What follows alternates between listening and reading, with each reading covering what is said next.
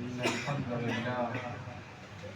الحمد لله رب العالمين، والعاقبة للمتقين، والصلاة والسلام على سيد الأنبياء والمرسلين وعلى آله وأصحابه ومن تبعهم بإحسان إلى يوم الدين. أما بعد، أعوذ بالله من الشيطان الرجيم. بسم الله الرحمن الرحيم.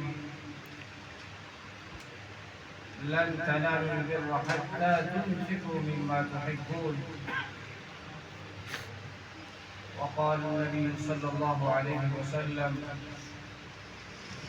من وجد ساعة فلم يضحي فلا يقربن مصلانا. صدق الله العظيم وصدق رسوله النبي الكريم، ونحن على ذلك من الشاهدين والشاكرين، والحمد لله رب العالمين. واجب الاحترام اور معزز سامعین کرام، اللہ رب العزت کا احسان ہے کہ اللہ تعالیٰ نے ہمیں اور آپ کو یہاں جمعہ کے لیے جمع فرمایا اور کچھ کہنے اور سننے کی توفیق بخشی۔ حضرات گرامی، جیسا کہ ہمیں اور آپ کو یہ معلوم ہے کہ یہ ذوالحجہ کا مہینہ چل رہا ہے، یہ اسلامی مہینہ کا آخر مہینہ ہے، اور اسی میں بہت ساری خصوصیت، بہت سارے واقعات بھی ہیں۔ انہی میں سے ایک قربانی بھی ہے۔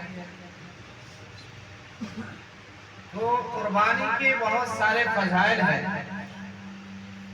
قرآن کریم میں بھی اور احادیث مبارکہ میں بھی۔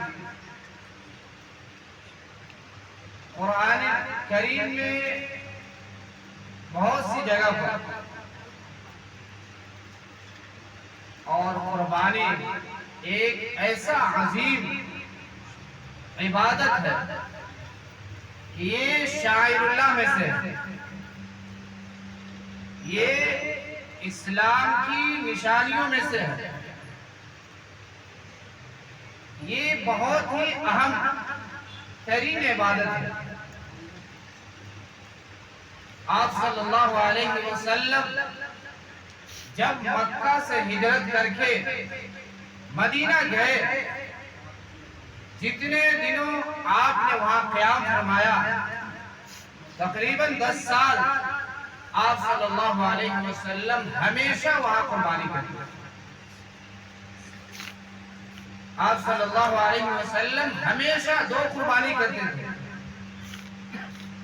ایک اپنے طرف سے اور ایک قربانی اپنے امتی کی طرف سے، جو غریب مسکین ہے اس کی طرف سے آپ صلی اللہ علیہ وسلم کرتے ہیں۔ کبھی آپ صلی اللہ علیہ وسلم نے مدینے میں قربانی نہ کیا ہو، ایسا حدیث نہیں ملی۔ ہمیشہ آپ صلی اللہ علیہ وسلم 2 دمبا قربانی کرتے ہیں، وہ بھی سینگ والا اور خوبصورت، اور اس کی تاکید بھی صحابہ کو کرتے ہیں۔ صحابہ کو آپ صلی اللہ علیہ وسلم اس کا حکم بھی دیتے تھے کہ جو صاحب استطاعت ہے، جس کے اندر طاقت ہے کہ وہ قربانی کر سکتا ہے، تو اس کو آپ صلی اللہ علیہ وسلم ترغیب دیتے تھے۔ اور اسی طرح دوسری حدیث ہے، آپ صلی اللہ علیہ وسلم نے ارشاد فرمایا کہ جو شخص صاحب استطاعت ہے، وہ طاقت رکھتا ہے، پھر بھی وہ قربانی نہ کرے، وہ ہمارے عیدگاہ میں نہ آئے۔ جو شخص صاحب استطاعت ہے، اتنا مال ہے کہ وہ قربانی کر سکتا ہے، لیکن پھر بھی قربانی نہیں کر رہا، تو آپ صلی اللہ علیہ وسلم کہہ رہے ہیں کہ ایسا شخص میرے عیدگاہ میں بھی مت آئے، یعنی نماز کے لیے بھی مت آئے۔ جو استطاعت رکھتا ہو پھر بھی وہ قربانی نہیں کر رہا، تو اللہ اور اس کے رسول کی کس قدر ناراضگی اس حدیث میں ہے، اس سے بخوبی اندازہ ہو سکتا ہے۔ اور دوسری بات یہ قربانی کی تعریف، قربانی حضرت آدم علیہ السلام سے چلا رہا ہے۔ یہ قربانی حضرت آدم علیہ السلام سے ہے۔ ان کے دو بیٹے تھے، حابیل اور قابیل۔ جب اللہ نے انہیں کہا کہ قربانی پیش کرو، قرآن میں ہے، تو حابیل نے جانور کی شکل میں قربانی پیش کی اور قابیل اپنے غلے کو پیش کی۔ اور اس دور میں یہ پہچان تھا، یہ نشانی تھا کہ کس کی یہ قربانی قبول ہو گئی، اس کی یہ علامت تھی کہ اس دور میں اپنے مال کو پہاڑ پر رکھ دیتے تھے، اپنے ذبح کیا ہوا گوشت کو پہاڑ پر رکھ دیتے تھے اور آگ آ کر اسے کھا جاتے تھے۔ اگر جس کی آگ نے نہیں کھایا، یہ سمجھا جاتا تھا کہ اس کی قربانی قبول نہیں۔ تو حابیل کی قربانی قبول ہو گئی، اس لیے کہ انہوں نے اللہ کے راستے میں جانور قربان کیا تھا۔ ایک بات یہ بھی یاد رکھیے کہ اس دور میں ہر چیز کی قربانی ہوتی تھی، مال غلہ وغیرہ بھی اللہ کے راہ میں دیتے تھے اور جانور بھی دیا جاتا تھا۔ کوئی تخصیص نہیں تھا کہ یہی جانور ہی قربان کیا جائے، نہ کسی دن کے ساتھ خاص تھا۔ جب ان کی حابیل کی قربانی قبول ہو گئی، اس کی وجہ یہ تھی کہ انہوں نے اخلاص کے ساتھ اللہ کی رضا کے لیے، اللہ کے حکم پر انہوں نے جانور کو ذبح کیا تھا، اور قابیل نے اللہ کا حکم سمجھ کر ٹالنے کے لیے انہوں نے اپنے غلے کو پیش کیا تھا۔ اس وجہ سے ان کی قربانی ان کی نیت نہیں تھی، لیکن اللہ کی وجہ سے، ایک حکم کی وجہ سے، لیکن دل میں شوق نہیں تھا، انہوں نے قربانی نہیں دی، اس لیے ان کی قربانی قبول نہیں۔ اور باضابطہ ہمارے لیے جو دن خاص کیا گیا حضرت ابراہیم علیہ السلام سے،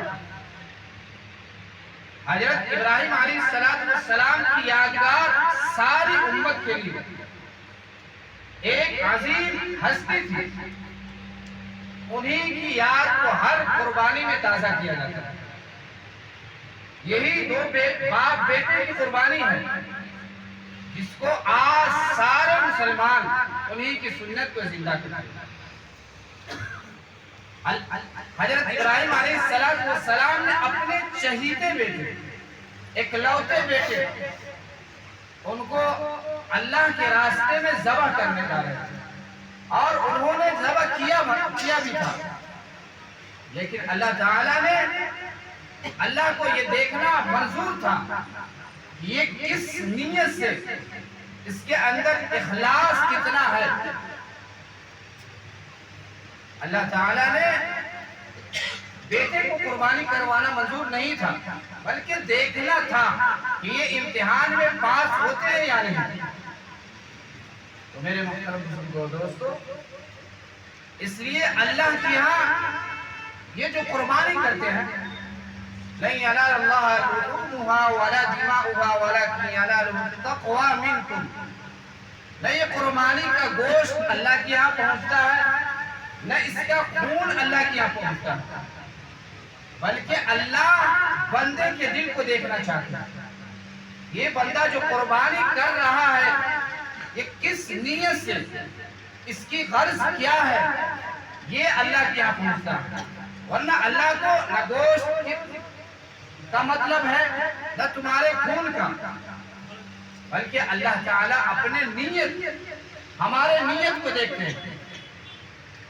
اور دوسری بات قربانی کے فضائل، حضرت عائشہ رضی اللہ عنہا فرماتی ہیں کہ آپ صلی اللہ علیہ وسلم نے ارشاد فرمایا،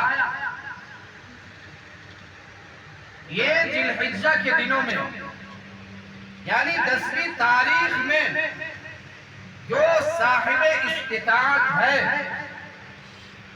ان کے لیے تمام اعمال سے بہتر، تمام اعمال سے پیارا اللہ کے نزدیک خون بہانا ہے۔